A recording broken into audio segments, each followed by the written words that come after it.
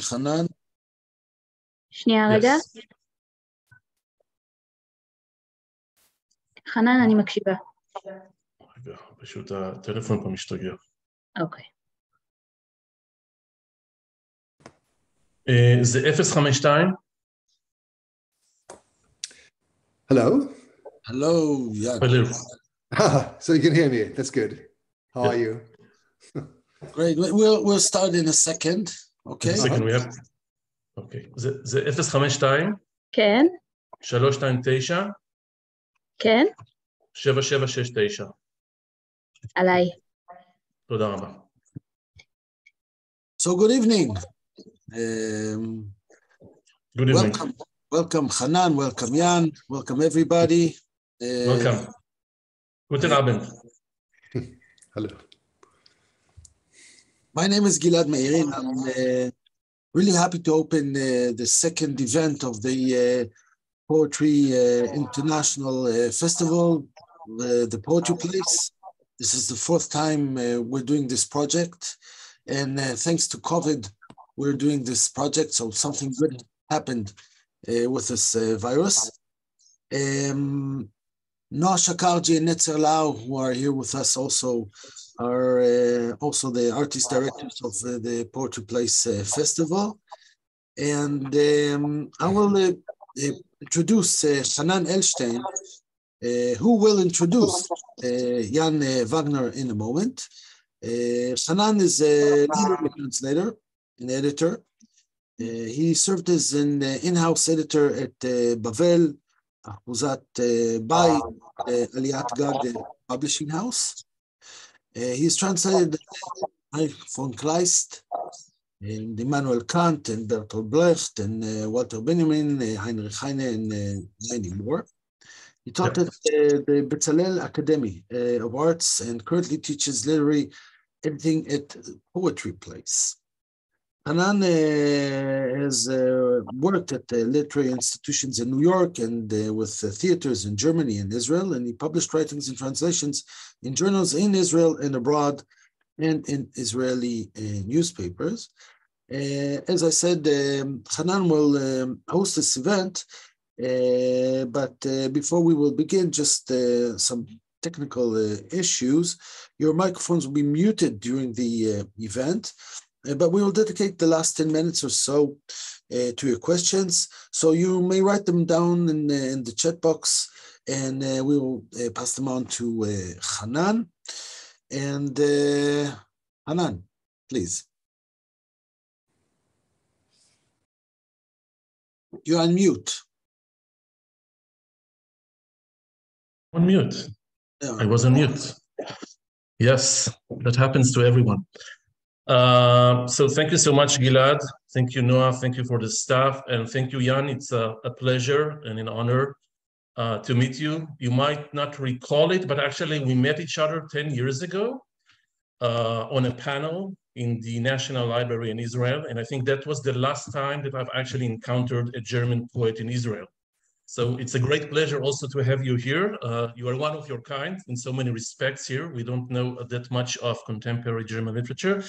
And for the sake of the audience, I would introduce you. I've asked Jan to send me sort of an authorized or preferred biographic notes, and in a very European fashion, there wasn't a word of praise there, just like facts. So I allowed myself to translate a little bit into our culture, because we favor also sometimes superlative and praises. So I think you would recognize like a couple of sentences, and I hope that you wouldn't mind. So a short introduction. Jan Wagner was born in 1971 in Hamburg and has been living in Berlin since 1995. He's a poet, one of the major contemporary poets working in German. Wagner is also an essayist and also a translator of Anglo-American poetry. Among his translations were Charles סימיק, James Tate, Margaret Atwood, Ted Hughes, Dylan Thomas, Simon Armitage, Matthew Sweeney, Robin Robertson, Joe Shapcott, Sujaya Bhatt, and many others. He has published 7 poetry collections since 2001, most recently The Live Butterfly Show in 2018, Regentonen Variationen, Rain Barrel Variations. His sixth collection won the Leipzig Book Fair Award in 2015. A Selected Poems 2001 to 2015 was published by Hansa Verlag in spring 2016. Wagner's poetry has been translated into 40 languages. A selection in English, Self-Portrait with a Swarm of Bees, Selected Poems translated by Ian Galbraith, was published in 2015 by ARC UK. Another English selection translated by David Keplinger came out in 2017 with Milkweed editions in the US. I believe it was a co-translation work with Jan. The title was The Art of Topiary, Selected Poems. In Italy, 2 volumes of poetry appeared, both translated by Federico Italiano. Wagner has received various scholarships and awards, among them the Anna Zegers Award in 2004, the Friedrich Hölderlin Award in 2011, the Zongkung International Poetry Prize in China in 2017, the Georg Büchner Prize in 2017. This prize is recognized as Germany's most prestigious literary award. He also won the Prix Marc Jacob in France in 2020 and the Pont International Literary Prize for Intercultural Cooperation in Slovenia. He is a member of the German Academy of Language and Literature. So, if I may, I would go right into it without asking other questions, just straightforward to poetry, and just a very simple question at the beginning. How, when, and why did you start writing poetry? First of all, I hope you can hear me. And then thank you for this invitation. It's lovely to see you, albeit only on screen. And I do recall our panel discussion 10 years ago on translation and other matters. That was a lovely group and a lovely discussion we had. I assume that the way that I came to poetry is quite similar to the way many poets get to do what they do. I read a lot when I was a child and a younger man, and I found that although I did read novels and short stories as well, nothing fascinated me so much like poems. The poems or the poets I found and the poets that I read when I was starting to read and to discover the world of literature really made me experience what I think poems can achieve in their best moment. They make you drunk on language, and at the same time you see so clearly as never before. In one and the same second, you are intoxicated by language and the richness of language, and still you see so clearly at the world, or you look so clear-minded at the world like never before. And that experience I had reading several poets when I was 15, 16, for example, Georg Trakl and others, German language poets, soon English language poets as well. And I decided that I would like to read nothing but poems if possible. And if I had a chance to find out what these poets do, how do they achieve what makes their poems so fascinating for me. So I started writing myself in order to find out how a poem works. And were you inspired specifically, except for Trakl, by some other classics or contemporary German authors or contemporary English authors? Well, I was quite influenced by what's called the early expressionist poems, and Trakl is one of these poets. Georg Heim would be another poet. I did read all those classical or almost classical modern German poets: Bertolt Brecht, Gottfried Benn, Celan, Rilke, all the names that you all know, of course. But quickly I discovered English language poems as well, due to a teacher who was a lover of William Shakespeare and encouraged us to read not only him, but also poets that we had never heard of, William Blake, John Donne, and others. And I really got quite attracted to English language poetry and the English language. So other poets I could name as early, influences or poets I early on admired a lot would be the wonderful Welsh poet Dylan Thomas, would be Elizabeth Bishop, Ted Hughes, the English poet, and also Irish language poetry like the magnificent poetry written by Seamus Heaney and others. So you've been mentioning here quite many names, and all of them are to an extent familiar to us, even though not their entire work has been translated into Hebrew. But if I may say so, like generally speaking, in a very abstract way, they are all classics. And I'm mentioning it because when I read a little bit about you, I was happy to discover that even before having your first collection of poetry published, you actually was working on quite a major project, sort of an experimental project that, and I was also fascinated by the fact that it has two different facts about the time span of this project in Wikipedia, in German Wikipedia. Usually they don't do this kind of stuff. They have like one version. And this project is called in German Die Außenseite des Elements. I don't know if I pronounce it properly. Yes. And probably translated something like the outside or the exterior of the elements. Mm-hmm. And could you share a little bit and tell us a little about this project, about its playfulness, about the role that actually played also in your development as a poet? Sure. It was something in between a magazine and an object of art. It was founded by friends of mine, whom I got to know at the University of Hamburg, where I started studying. Friends of mine who were very attracted by the work of Marcel Duchamp and his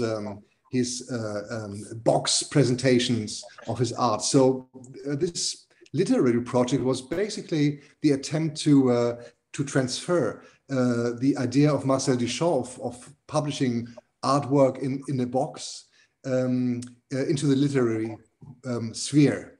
And it was really a cheap cardboard box. And inside you had 100 or 200 pages of poetry, prose, and also of pictures, etchings, artwork, drawings in print, but not with numbered pages. So the idea was to invite the reader or the buyer of this literary box to create his or her own order, to just throw out whatever text they did not like, to put on top the poems they maybe preferred, and to get into the creative process themselves of creating a sort of box individually made for them.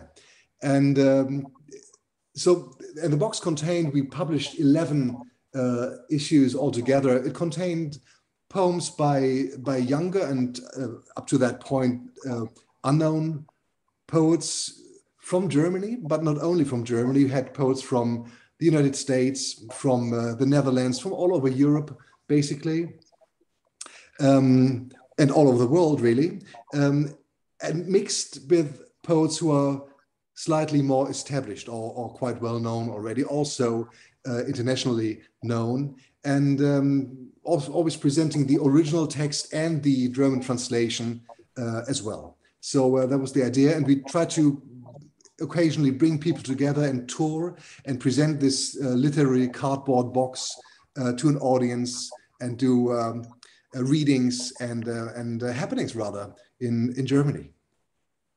So that was a very playful work, as I understand. Yes.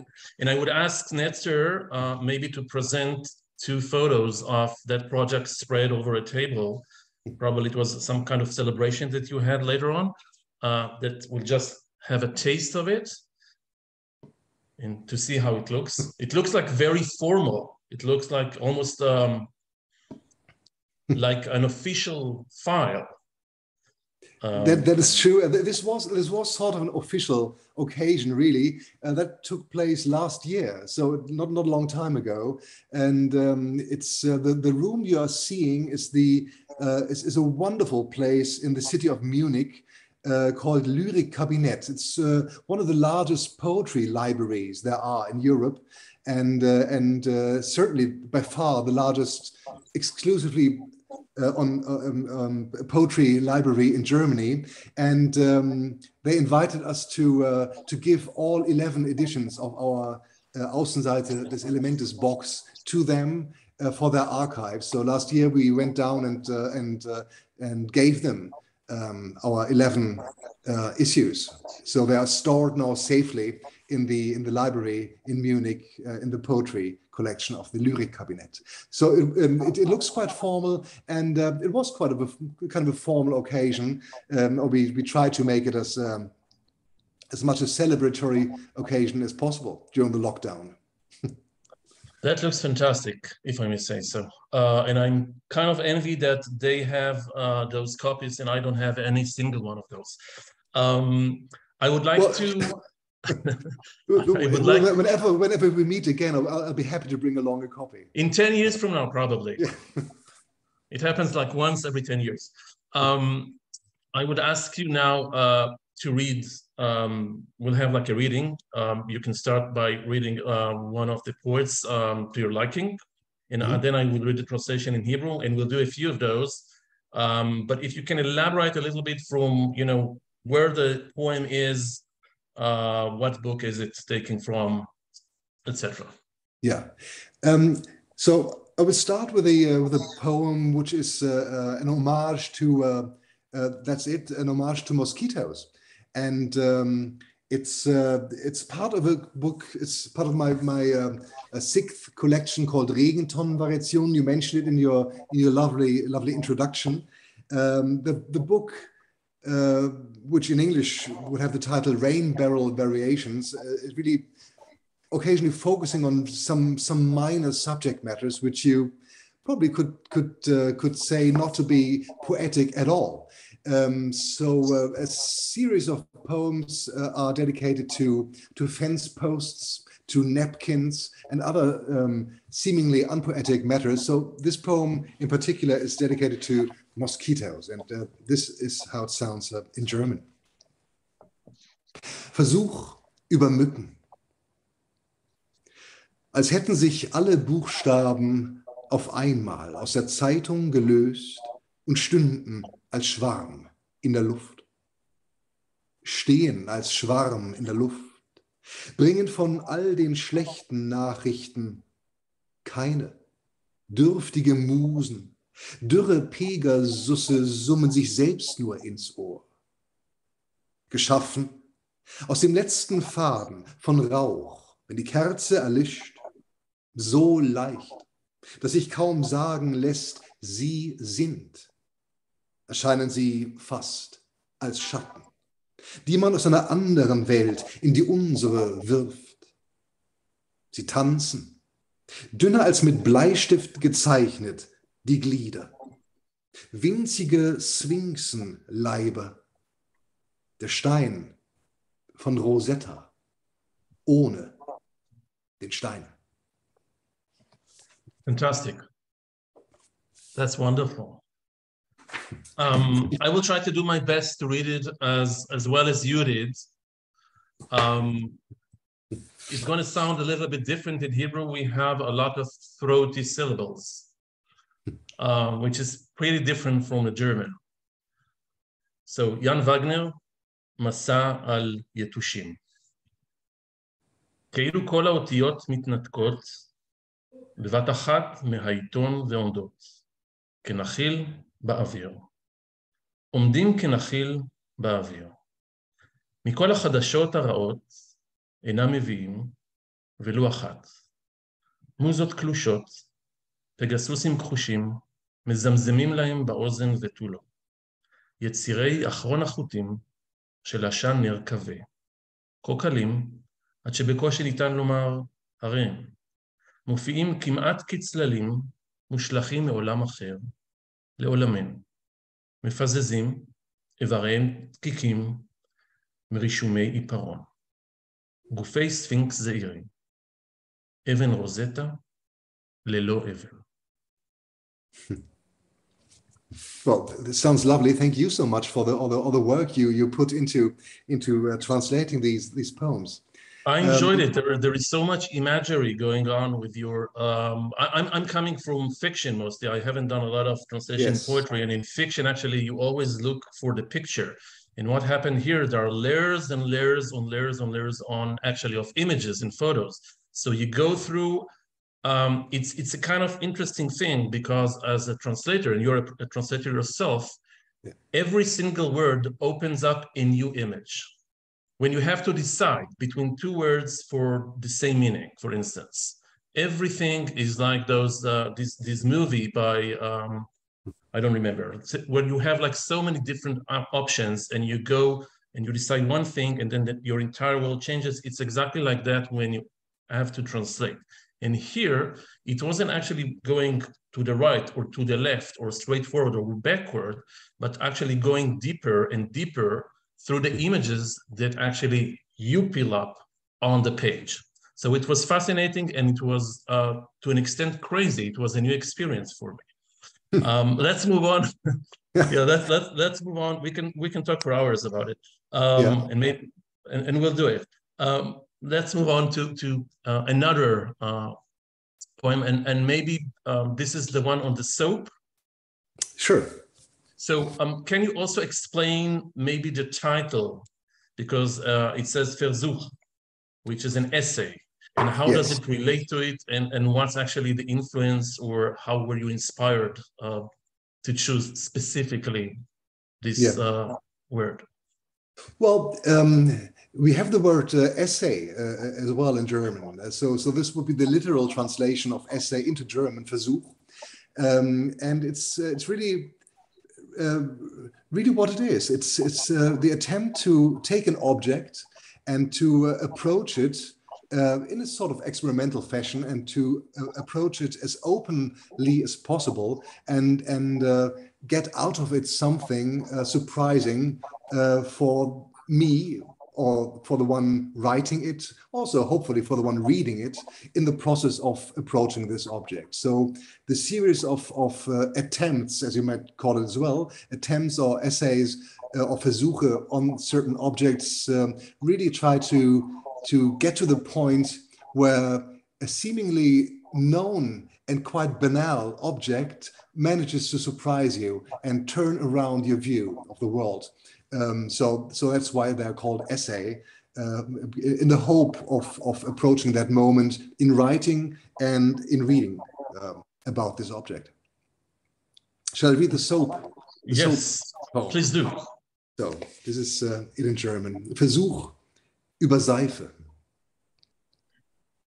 Ein Stück war immer in der Nähe, folgte seinen eigenen Phasen, wurde weniger wie fast alles, stand dann wieder voll und leuchtend weiß in seiner Schale, wog wie ein Stein in der Faust, schäumte auf, wurde weicher, man wusch sich von Kain zu Abel. Einmal vergessen verwitterte sie zum rissigen Asteroidensplitter, doch ruht jetzt, feucht und glänzend, wie etwas, das vom Grund des Sees heraufgetaucht wird, sekundenlang kostbar. Und alle sitzen wir am Tisch. Mondloser Abend, duftende Hände. Thank you. My turn. Hebrew. מסע על סבון. חתיכה אחת הייתה תמיד בהישג יד, עקבה אחר גלגוליה, הלכה ופחתה כמו כמעט הכל, אז עמדה שוב שלמה וזערה בלובן קליפתה. שקלה כמו אבן באגרוף, התקצפה, התרככה. האדם שטף עצמו מקין עד הבל. אף שפעם נשכחה והתפרקה כרסיס אסטרואיד סדוק, כעת נחה, לחה ובוהקת, כמו משהו שעלה וצף מקרקעית אגם, יקר לשניות, וכולנו יושבים לשולחן. ערב נטול ירח, ידיים ריחניות.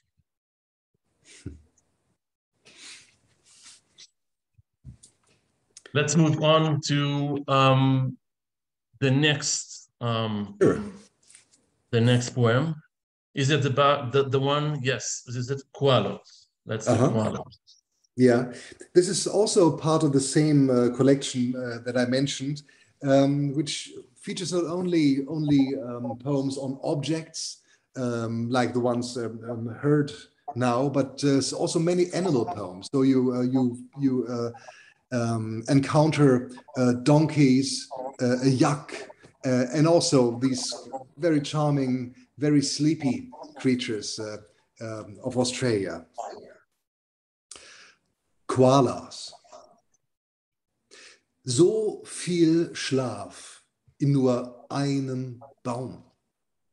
So viele Kugeln aus Fell in all den Astgabeln, eine Bohème der Trägheit, die sich in den Wipfeln hält und hält und hält mit ein paar Klettereisen als Krallen, nie gerühmte Erstbesteiger über den flötenden Terrassen von Regenwald. Zerzauste Stoiker, verlauste Buddhas, zäher als das Gift, das in den Blättern wächst, mit ihren Watteohren gegen Lockungen gefeit, in einem Winkelchen von Welt. Kein Waterloo für sie, kein Gang nach Canossa. Betrachte, präge sie dir ein, bevor es zu spät ist. Dieses sanfte Knausergesicht, die Miene eines Radrennfahrers kurz vorm Etappensieg, dem Grund entrückt und doch zum Greifen nah, ihr abgelebtes Grau, bevor ein jeder wieder gähnt, sich streckt, versinkt in einem Traum aus Eukalyptus. Thank you. Kualot. כל כך הרבה שינה בעץ אחד, כל כך הרבה כדורי פרווה, בכל הסתעפויות הענפים.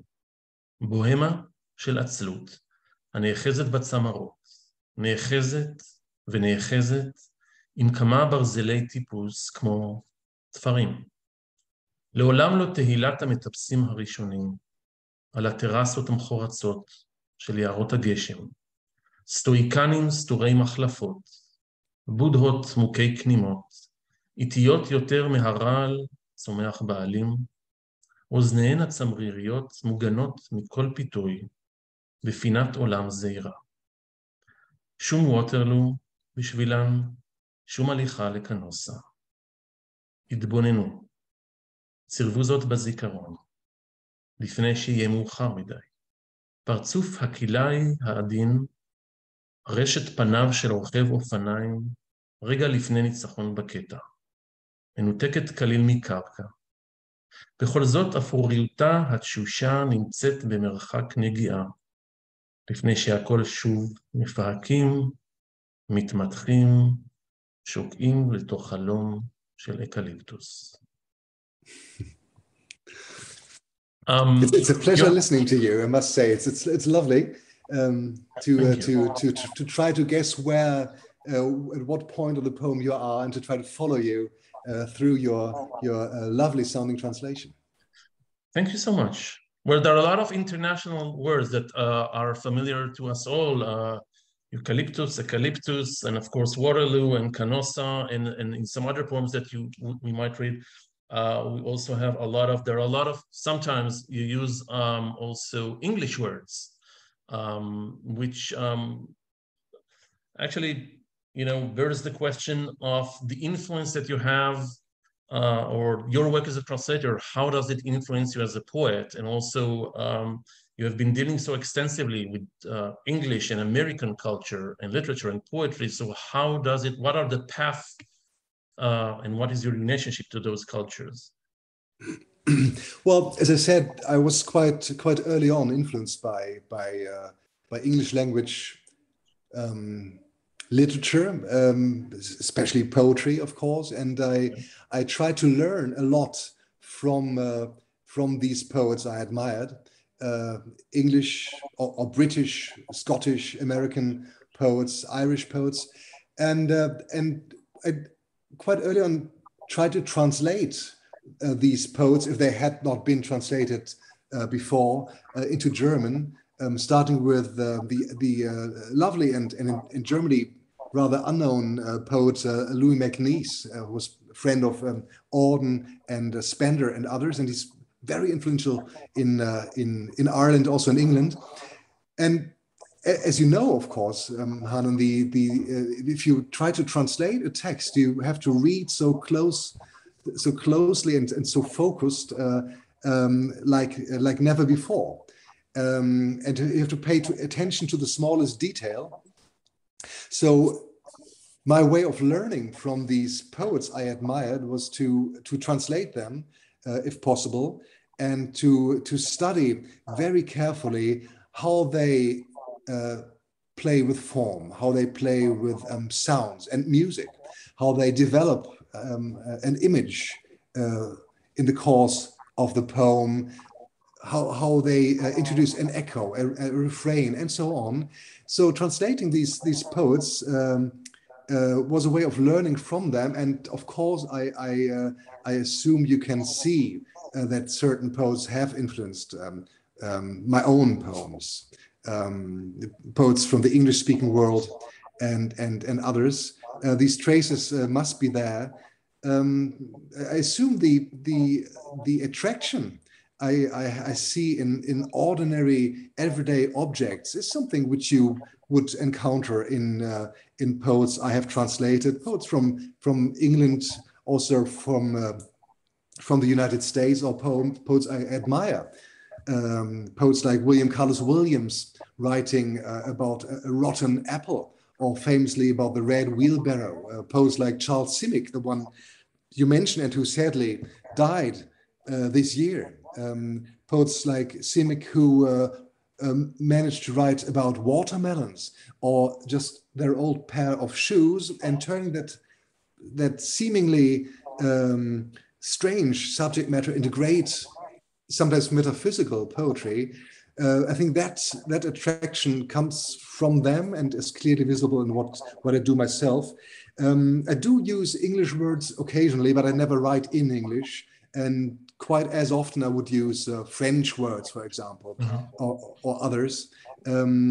So it's not long stretches of English in the poems, but clearly I think the way of the subject matter I find appealing is something you'd find in certain English language poets as well. And also I think my love of playing with forms, also traditional forms of playing around with rhymes or slant rhymes and trying to work with that. That is, of course, something you would find in British poetry as well, quite often.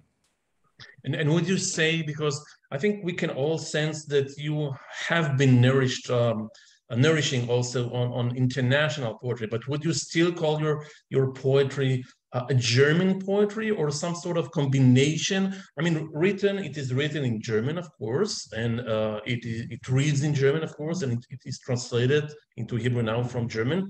But you talk also about the forms and also about its fascination with the banal, and also some sort of fascination or astonishment towards natural phenomena.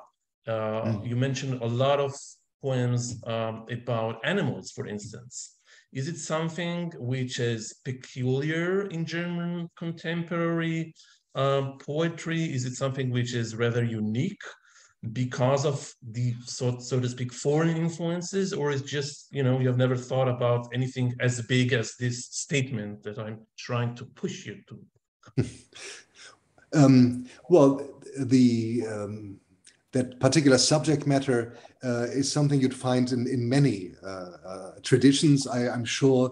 And there are other poets, not English or not German poets, I could point to as well.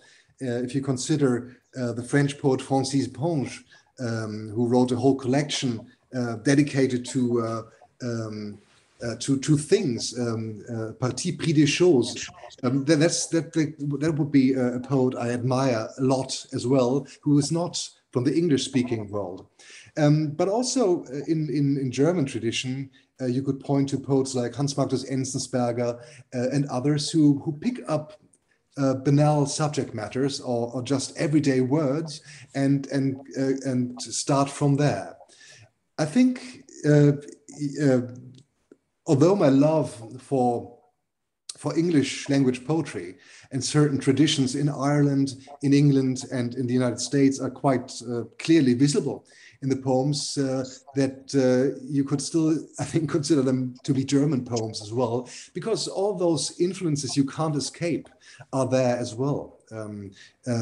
Of course, somebody like Rainer Maria Rilke and his so-called Dinggedichte, his poems dedicated to objects, also animals. His lovely poem on flamingos, then of course the very famous Panther poem and others. These poems are, of course, also trying to leave aside the speaker of the poem and to focus exclusively on the object in question, be it an animal or not. So I think the influences come from both worlds. As you mentioned, the animal poems. I think my influence or my reading of somebody like Ted Hughes is just as visible in my own poems, I would guess, as would be the inescapable influence of Rainer Maria Rilke and his poems based on animals. So I think and I hope that both traditions that I was free to pick for myself are visible in the poems. Yeah, a good answer. Thanks. And so I would like us to move to another poem, which was for me, I mean, the poem that we read until now was quite concrete and visible to me in many ways. But the next poem, the one about the crows, was kind of a mystery to me. I'm not sure that I've understood it properly. Mm-hmm. It had some sort of an elusive atmosphere for me, and I actually wasn't sure what are you referring to. I mean, I saw the images pretty well, and maybe it has to do with the form that you chose for it, because you call it, and in Hebrew we don't have it, and I hope that I do pronounce it properly, gazelle or gazelle, which is as far as I know, it's like a very popular traditional form of Arab poem. Maybe I'm wrong. Yes, yeah, I think it stems from the Persian and Arab tradition, yes. and I think there are many ways to pronounce it. Gazelle would be the German word, Gazal, maybe also gazelle in English. But yes, but I interrupted you, Hanan. You were about to say something more. No, I actually wanted to. I wanted to ask you to read it, and also I'll read it later, and then maybe you can explain to us also why did you pick up this specific form, and also maybe the context of the writing of this poem, because it was quite elusive for me, yeah. Which was a nice challenge, actually. Well, I'm happy to hear that. I can, before reading it, I can explain a bit. I mentioned a minute ago that I do love to play around with traditional forms, also forms from other languages, other traditions. So, as you said, this is a form very popular in the Persian and Arab world, and it's the principle, the formal principle is, of course, the repetition. The ghazal plays around with one word or one rhyme, and this rhyme or this one word, in this case it's only one word, is established in the first two lines and then repeated at the end of every second line. So you will hear or notice immediately when we will read the poem and the translation that one word is repeated over and over again, which are the crows, or krähen, the birds, of course. I wanted to be there as many crows as possible, to have them fly through the poem in every second line to darken the whole poem with their wings, as it were. So the crows are in the title as well, Krähen, Gazelle, crows, gazelle. It's a poem dedicated to crows, but it's also a poem dedicated to somebody dead. That's how the poem starts. It mentions the death of a friend in the very first line. Yeah. And so I would say that it's a poem dealing with sadness as much as with crows. The darkening of the poem by means of crows and images of crows is also reflecting the darkening of someone's mind, perhaps trying to come to terms with the death of somebody. So that's, I think, an explanation for the form and also for the particular bird that was chosen for this poem. Krähen, Gazelle. Seit dem Tod des Freundes sah er Krähen, wohin er sah. Schon vorher waren Krähen geschehen, aber nicht wie jetzt.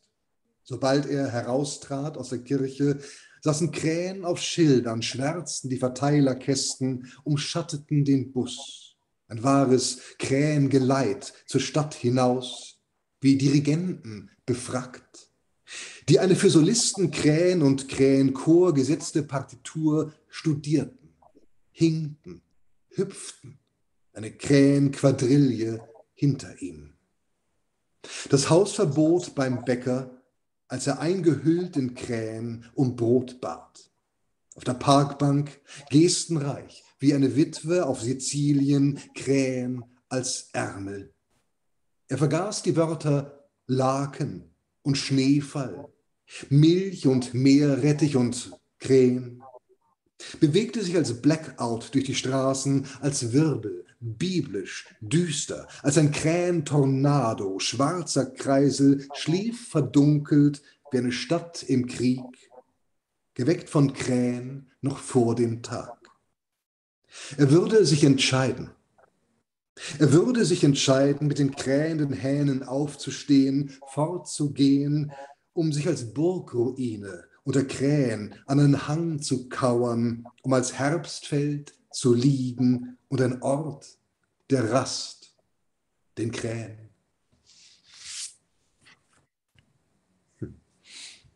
Well, I believe that I don't know how many of our audience actually understand German, probably not that many, and the sound of German, but it works wonderful to my ears. And actually a little bit different than I imagined it. And I also think I might need to change maybe the music of this song. And Gilad is actually agreeing because he understands now much more by listening to you. And we understand much more by listening to you. So in Hebrew, it works like that. פיוט עורבים. מאז מות חברו ראה עורבים בכל מקום. כבר לפני כן היו העורבים, אבל לא כמו עכשיו. ברגע שיצא מהכנסייה העורבים ישבו על שלטים, השחירו ארונות חשמל, המליית צללים המלווה אוטובוס אל מחוץ לעיר, עטועים כמנצחים שלמדו פרטיטורה לעורבים, סולנים ולמקהלת עורבים, צלעו, קפצו, קוואדריל עורבים מאחוריו. איסור כניסה למאפייה בעודו אפוף עורבים. עתיר מחוות כמו אלמנה בסיציליה, על ספסל בפארק, עורבים כשרבולים. הוא שכח את המילים סדין ושלג, חלב וחזרת, נע כמו בלק-אאוט ברחובות, כמו מערבולת, תנכי, קודר, טורנדו עורבים, סביבון שחור, ישן מואפל כמו עיר במלחמה, נאור מעורבים עוד בטרם יום. הוא יחליט לקום עם התרנגולים העורבניים, להסתלק, כדי לכרוע במדרון כתירה חרבה, בין עורבים, כדי לשכב כמו שדה בסתיו, ואתר מנוחה לעורבים. We have a lot of crows here. Yes, and I noticed when listening to you, of course, that the repetition works lovely, also in the translation, and that in the translation as well, the whole poem starts to flutter. Black with the crowd. Yeah, I would like to ask you, thank you. And I would like to ask you a little bit about the process of your writing, and specifically, I've read the justification of the jury for the Büchner Prize, and they said about you, Jan Wagner's poems combine a playful joy in language and a masterful command of form, musical sensuality, and intellectual concision. So we have spoken a little bit about the musical and the harmonious ways you actually use music, and you have showed it also through your reading. And we learned a little bit about the command of form.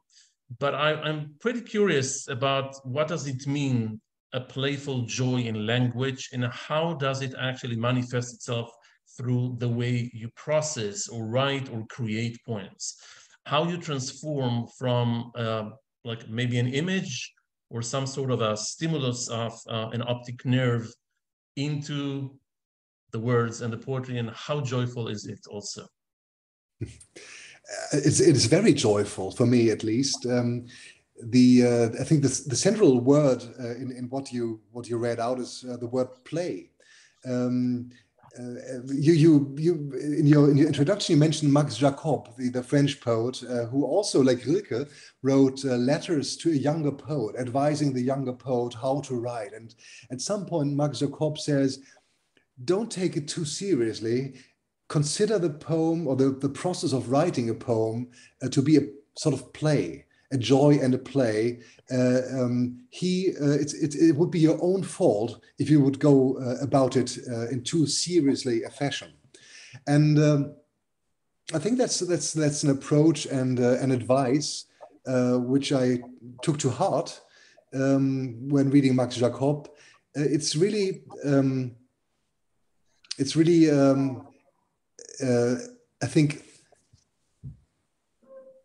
a fortunate decision, fortunate for the poem as well, if you decide to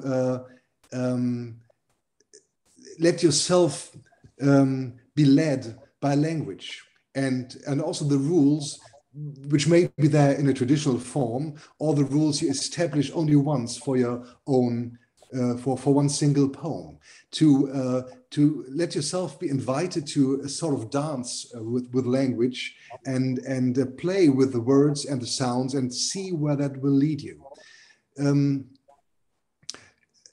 That is the pleasure for me, and this way of playfully moving around words or moving about using words has for me, at least so far, always guaranteed that I at some point, by using form, by using sounds, by using puns as well, to arrive at this wonderful point where I am surprised by my own poem. I think playfulness and joyfulness and letting language take the lead is almost a guarantee for approaching this point where you sit and you suddenly start to wonder, and you learn something new from your own poem, which is a paradox, of course, because you are the one writing the poem. But at the same time, you're suddenly sitting there, and the poem that you have written yourself invites you to see something altogether different in the language and possibly the subject matter. And that's I think what playfulness or playing with words as if they were toys, where that can lead you.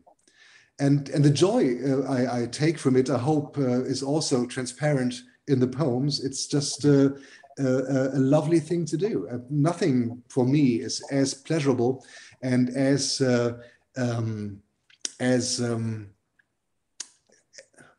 guaranteed to keep you young and curious as writing a poem would be, unless reading lovely poems from other people. Okay, so let's please do surprise us with like those two of the 4 poems that we have left. We'll read like 2, and then we'll open up the discussion for questions. Mm-hmm. So please select like those 2 that surprise you the most. Oh God. Well,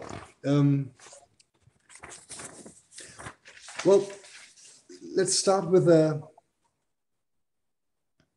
I will start with a poem which uses another form. It's a prose poem, and it's also a poem about poetry, or about the process, maybe, or the source of inspiration, if you would want to use that word inspiration at all. But it's dedicated, of course, to one of the most classical instances of inspiration, of the animal which stands for poetical inspiration, Pegasus, who was mentioned in the poem on mosquitoes as well, but here is featuring a lot more prominently. And yeah, it's a prose poem, a poème en prose, which is another instance of a paradox, because you could say, of course, is it a poem or is it prose? But a poem in prose manages to somehow get both together into one short text.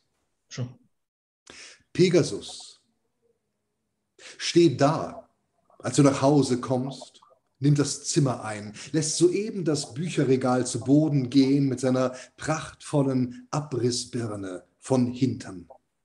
Das Sofa ausgeweidet, die Zierpalme skelettiert.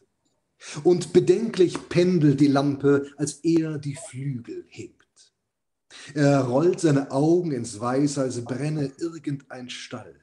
Seine nervösen Hufe, die wie die Fäuste zweier Preisboxer umeinander kreisen. Kreisen. Das Klopfen an der Decke von unten klingt dringlicher am nächsten Tag.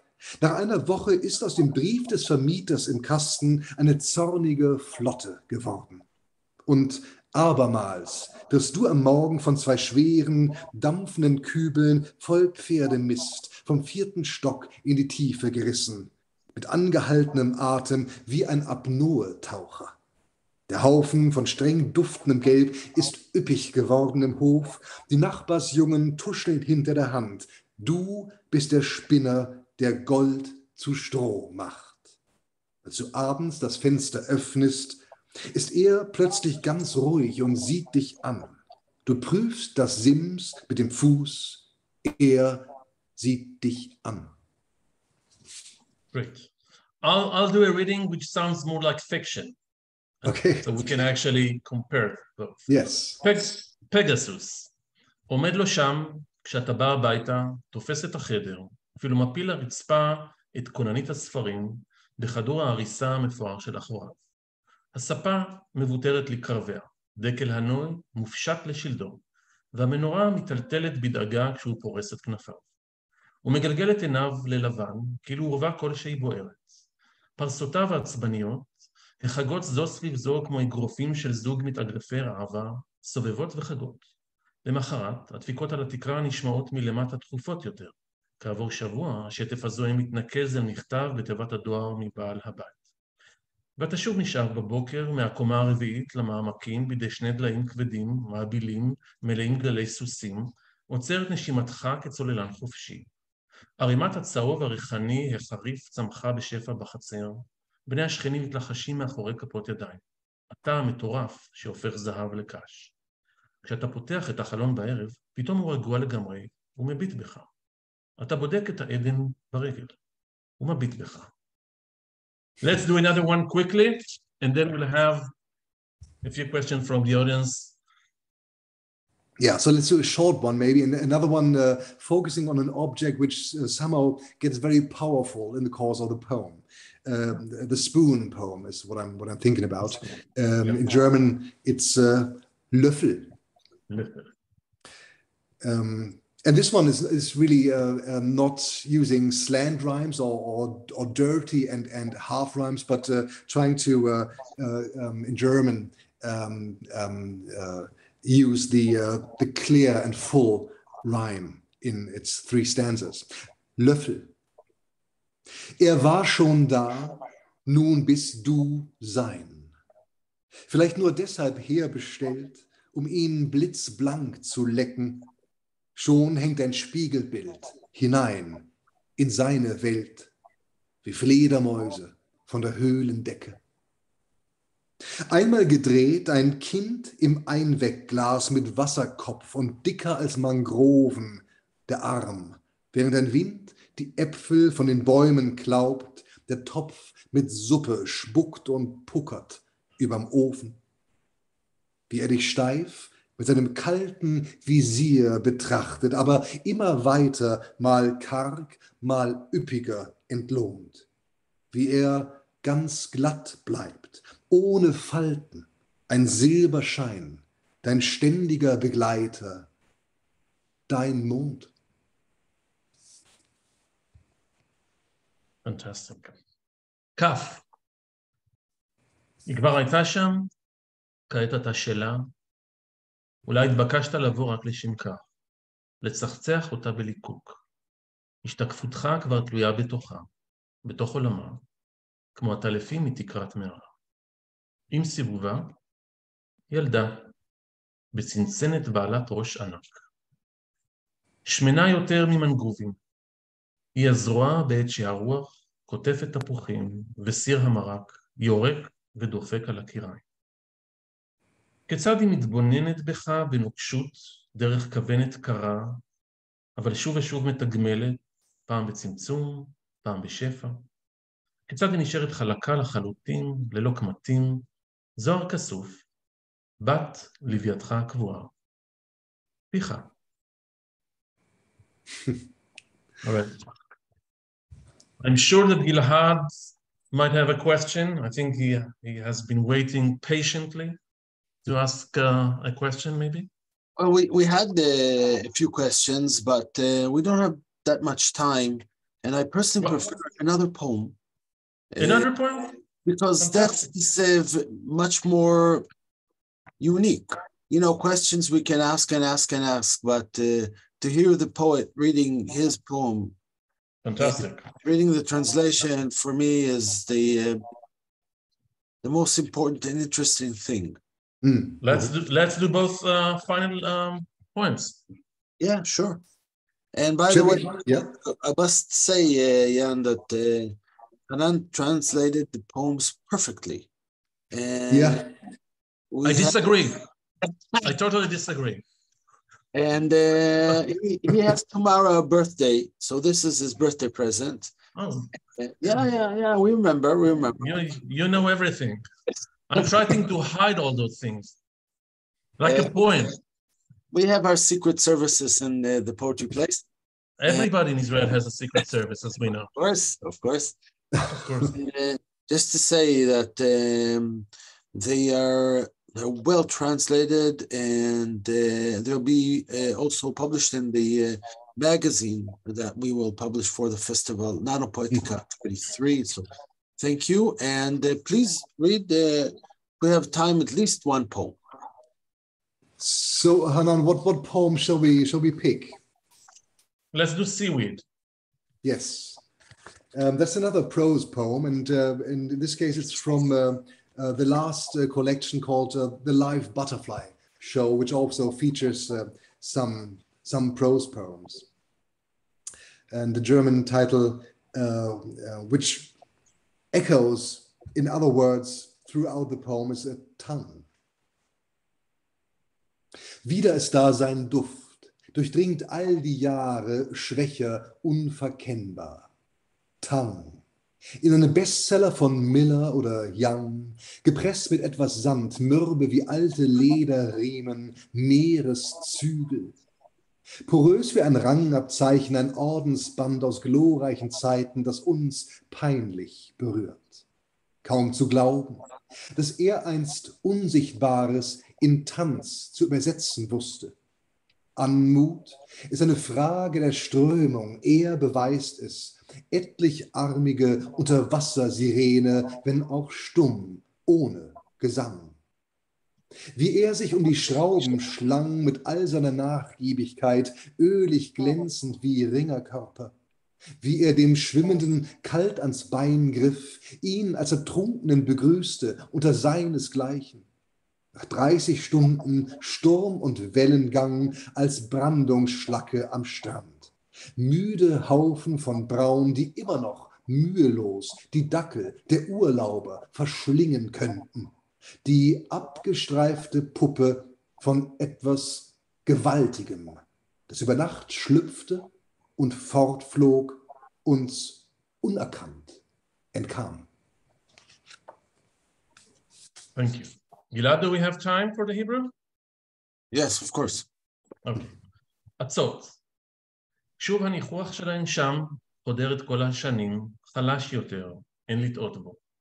עצות ברב מחר של מילר או יאנג, פרוסות במעט חול, מתפוררות כמו רצועות אור ישנות, מושכות הים. מנוקבות כמו דרגות, סרט כבוד מביך למגע מימי הזוהר. קשה להאמין שפעם ידעו לתרגם את הבלתי נראה לריקוד. כן מתגלם בזרימה והן מוכיחות זאת. סירנות אילמות, תת-ימיות, רבות זרועות, שאינן שרות. איך התלפפו בגמישותן סביב קורות ברזל, מבריקות משמנוניות כמו גוף של מתאבק, איך תפסו בקרירות רגלי שחיין, איך ברכו את התובע המתאחד עם בני מינו. אשפת שיצפון על החוף אחרי 30 שעות נחשולים וסערה. ערימות החום מסוגלות לטרוף ללא מאמץ כלבי תחש של נופשים, חרף עייפותן. גולם מושל של משהו עצום, שבקע בן לילה ואף משם, חמק מפנינו. Thank you. Thank you. Thank you. And we can now rhyme Hanan with Jan with Hanan, and it rhymed beautifully during this presentation, during the reading. And it opened up our hearts. We have some really hard times in Israel. We always have some hard times. The Jewish people have suffered enough. We have this joke. And this was really magical. And I really want to say thank you from all our hearts, all our viewers. Thank you, Jan, for your time. Thank you, Hanan, for your work and time. And we will meet in about half an hour with Tusiata Avia from New Zealand and with her translator, Dorit Weissman. And thank you very much. Thank you for joyful pleasure and pleasurable joy for all of you, and especially Jan. And thank you for the invitation and all the work you've been doing. I hope we don't have to wait for 10 more years to meet again. Next year in Israel. Next year in Israel. Thank you. Thank you.